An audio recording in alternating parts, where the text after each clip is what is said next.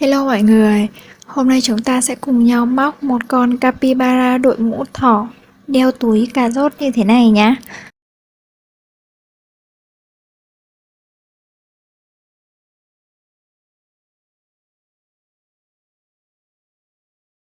Về cái phần thân chính thì mình đã làm một cái video rất là chi tiết ở phần trước rồi. Video thì mình có ghim ở phần mô tả. Với những bạn nào mà chưa xem video của mình thì các bạn có thể quay lại đó xem.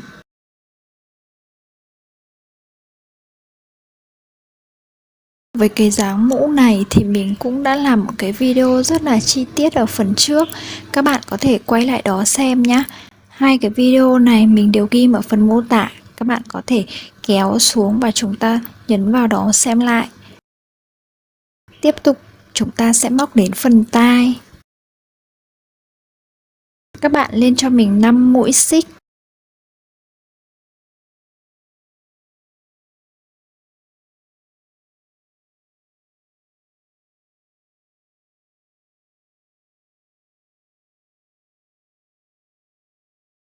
Bỏ qua chân móc đầu tiên này, bắt đầu móc từ chân móc thứ hai, 2 mũi đơn.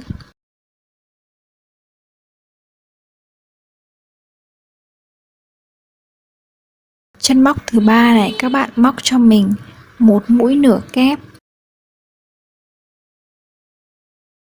Chân móc thứ tư này các bạn móc 3 mũi nửa kép chung chân.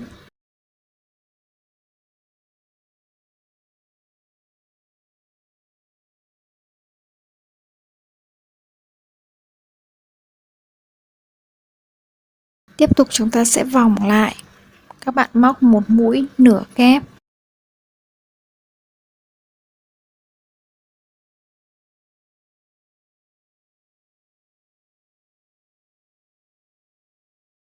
Tiếp tục móc một mũi đơn.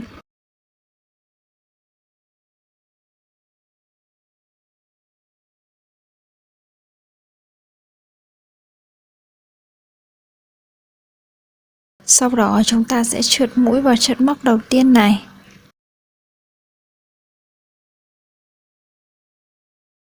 Tiếp tục lên một mũi xích để cố định. Sau đó cắt len.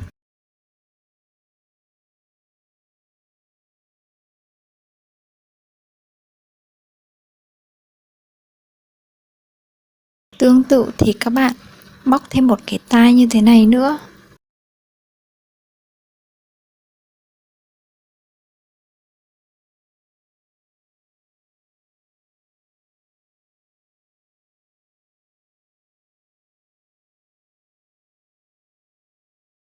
Chúng ta sẽ khâu tai vào cái phần đỉnh mũ này.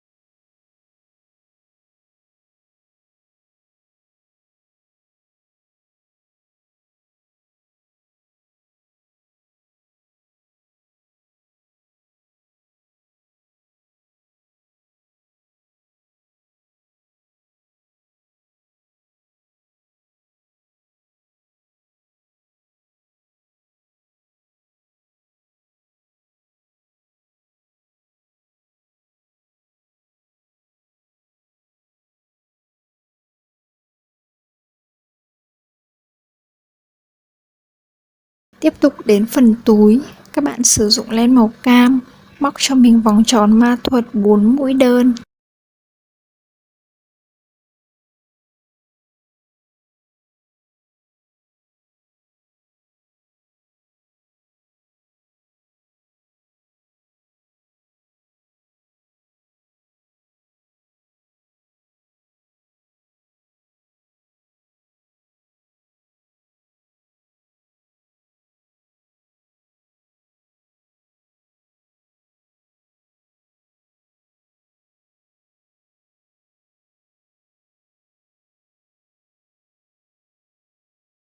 Ở hàng số 2 móc cho mình một đơn một tăng lặp lại 2 lần.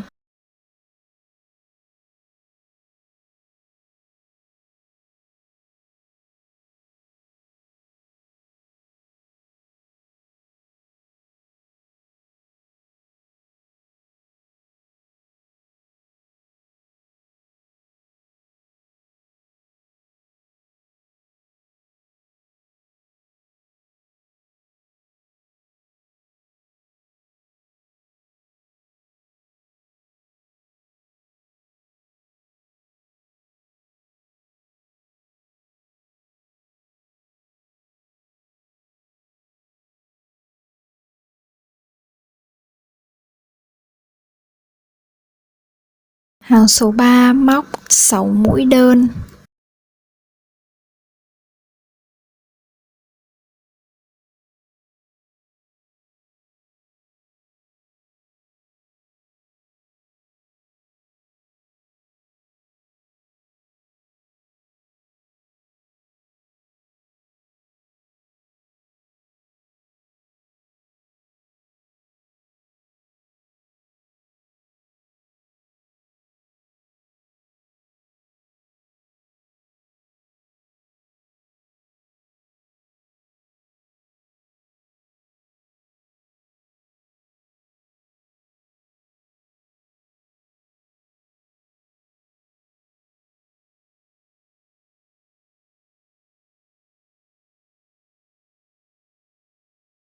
Sau đó thì các bạn lên 20 mũi xích.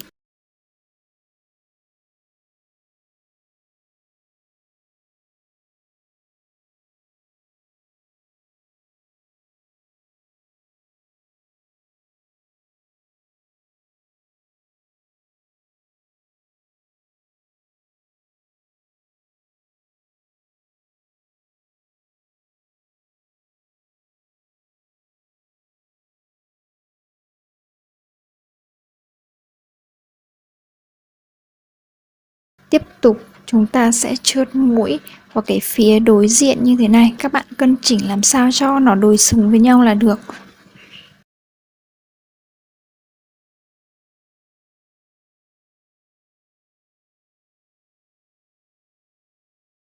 Sau đó lên một mũi xích để cố định.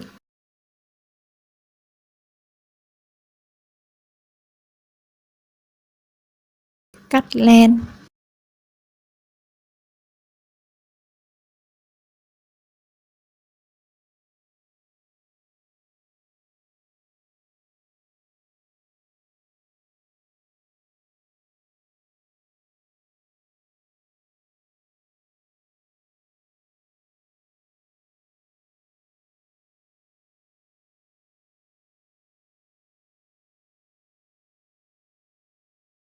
Tiếp tục các bạn sử dụng cho mình hai cái sợi len màu xanh như thế này, chúng ta sẽ móc phần lá.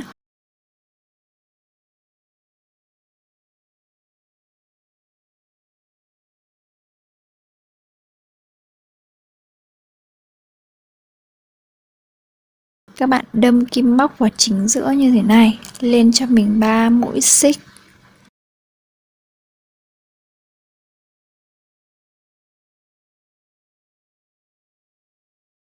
Sau đó trượt mũi vào chân móc đầu tiên này.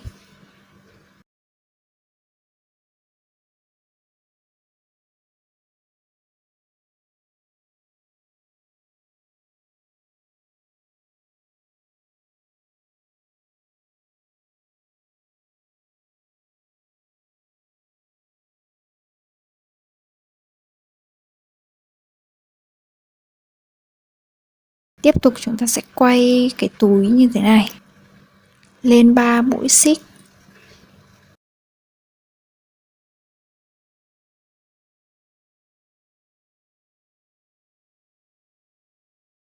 Trượt mũi vào chân móc này. Tương tự thì chúng ta sẽ móc như vậy tổng cộng là 5 lần. Chúng ta sẽ lên 3 mũi xích rồi trượt mũi quanh cái miệng túi như thế này.